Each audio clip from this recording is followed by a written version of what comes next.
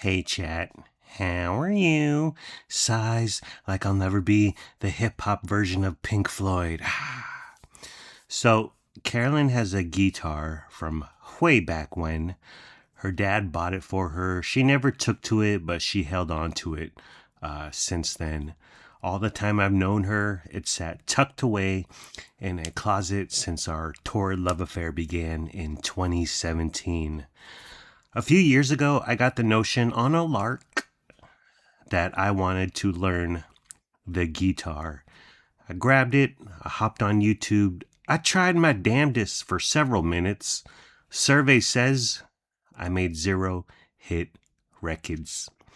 So Carolyn bought me 4 guitar lessons at the West Sacramento Community Center for $60. The teacher was a nice bloke named Josh, man bun, Birkenstocks, straight out of Casting 101 of how a guitar instructor should look. He tried his damnedest to help me. That's his version of the story anyway. It was extremely difficult for me. I could not grasp it. Things I can't pick up instantly, I hate.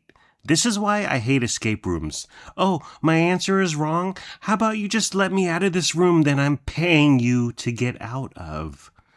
So I notoriously, famously, infamously quit after 2 guitar lessons because I was out here trying to learn Mary Had a Little Lamb while my classmates were rearranging the trap version of Highway to Hell. But the guitar still sat out on display in our condominium. Yes, I felt like a fraud, but I bought a nice stand for it from Temu for $3.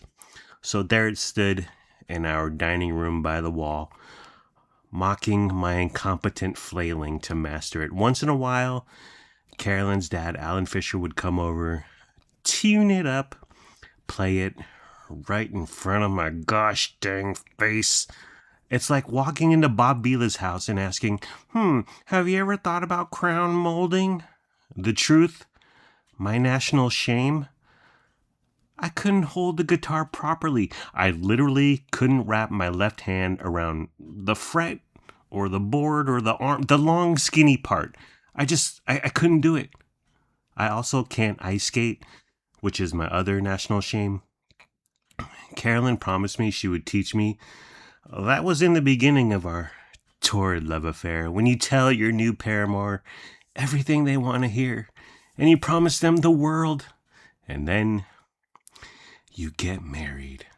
A few months ago, Lennox picks up the guitar, starts poking it, plucking it for a few seconds, quickly gets frustrated, proceeds to give up, curses it, and casts it to the ground. I say to myself, I've seen this movie before. Yeah, not so easy, is it? Yes, that's right. Give in to the dark side, young Jedi. But we begin talking about music and learning instruments, and he brings up that he wants to learn the drums because his friend Kaveh plays the drums. Now, Kaveh has a garage. Neighbors still complain, by the way. But I was like, drums are too loud. Plus, Len, in every band in history, everyone always makes fun of the drummer. But he grabs the guitar, he hops on YouTube and Guitar Talk. He begins putting some chords together. Sounds good. I'm impressed. He says, yo, I want to learn guitar. I want some lessons. I said, oh, Len, I tried and it's impossible, okay? I learned the first 3 seconds of Wonderwall. All I was missing was a whiny Noel Gallagher. No need to go further in my endeavor. I reached the peak. It's lonely up here. I'm like the Richie Sambora of West Sacramento, but I tried it. It didn't take. And that's the end of that. Oh, you want guitar lessons. Okay, well, we can give that a go. He's up in his loft so we can hear everything. He proceeds to begin to learn Nirvana, Come As You Are, the intro part. Do do do do do do do do do do do. Something like that. He learns it all on his own with the help of YouTube and Guitar Talk. And I must say, it sounds good. I say, hey, Len, you want to know what happens to Kurt Cobain? Spoiler alert. But Lennox is improving. He's getting better. I was like, holy shit, we got a prodigy. I never doubted you, son. All I ask is you cut me in on your publishing. I only want 10%. That's a finder's fee, which I deserve for not throwing away the guitar when it broke my heart. Carolyn proceeds to sign him up for the teen version of my class, where he'll initially learn music theory. By the way, that's what she should have signed me up for in the beginning. You say she's my wife. I call her my musician saboteur.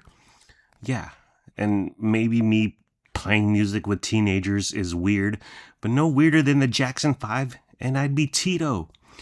Lennox also starts getting into rock and roll. We start telling him artists and songs to listen to.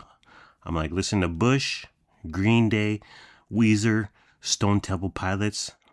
Carolyn says, listen to Gin Blossoms. And I was like, Gin Blossoms? Oh, okay. What? What's next? Toad the Wet Sprocket? Turns out my ex-teacher Josh, a.k.a. my mortal enemy, the man who gave up on me in my dream, he is teaching Lennox's class. Oh, cool. The day before the first class is to commence, we find out Josh's dog died, so class gets canceled. I say, Len, you want to impress Josh? You walk into next week's class like, yo, what's your dog's name? Fido? This one's going out to Rover, Fido, who crossed over to that rainbow bridge. 'Cause I know Fido don't belong here in heaven. Bow, now, down, now, now. Rest in power, furry one. First class, drive Lennox there. He asked me to walk him in to help him find the room and get settled and whatnot. We're walking in. He's carrying his guitar in its carrying case. And I whisper, this is how the Jonas Brothers started. And he said, wait, really? Well, this is the glamorized Cliff Notes Hollywood version, but this is close. Class begins at 5, ends at 5:45 p.m. That area, the community center on West Capitol Ave, it's a little rough and tumble. So Lennox asks, what if someone attacks me in the parking lot while I'm waiting for you to pick me up? I said, okay, simmer down. It will build character. And thirdly, write a song about it. Duh. Ever hear, what's the frequency, Kenneth? Then he says, what if my class is full of 8-year-olds? And I said, Len, that's how old Menudo was when they started. We walk in. I go up to Josh and I say, so you go from teaching adults to teaching children, eh? This is like when Lou Holtz left college football to coach the Jets in 1976, then went 3-13, then proceeded to scurry back to college with his tail between his legs. 3 classes in, Lennox sounds great. The apprentice, he has usurped the master, me, / the student, he has usurped the teacher, me. One day, he may surpass me and have his own platinum plaques on the wall. He'd have to take mine down first. I said, bro, let's start a duo. Cash in on this Nepo baby craze where you ride the coattails of my music success. I'll be like Frank Sinatra and you're Nancy Sinatra. You be on the guitar. I'll be the lead singer / lyricist. I can't play an instrument. Oh, I can't play an instrument. But do you know who else can't play an instrument? A little somebody you may have heard of named Michael Jackson. Hee, Shaman. See, I'm already there. Now go become a famous rock star so me and mommy can retire. My initial plan was to walk into guitar class and tell Josh I started a new band, my Fall Out Boy tribute / cover band called Fall Out Toy. Down in an earlier round, Rubik's Cube, we're going down, turning.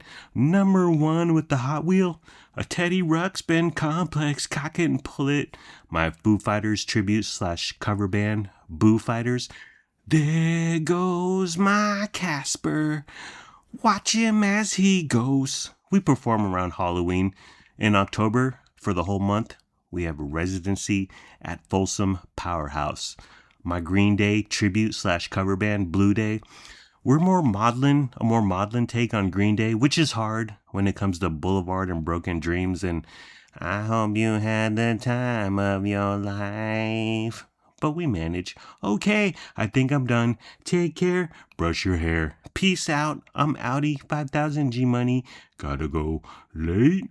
See ya. Finn. If I was paging you in 1991, I'd be typing into my dial pad 143-637-823. I'm making a heart with my hands and it's beating like Patrick Swayze and Dirty Dancing. Gugong. Gugong. Gugong.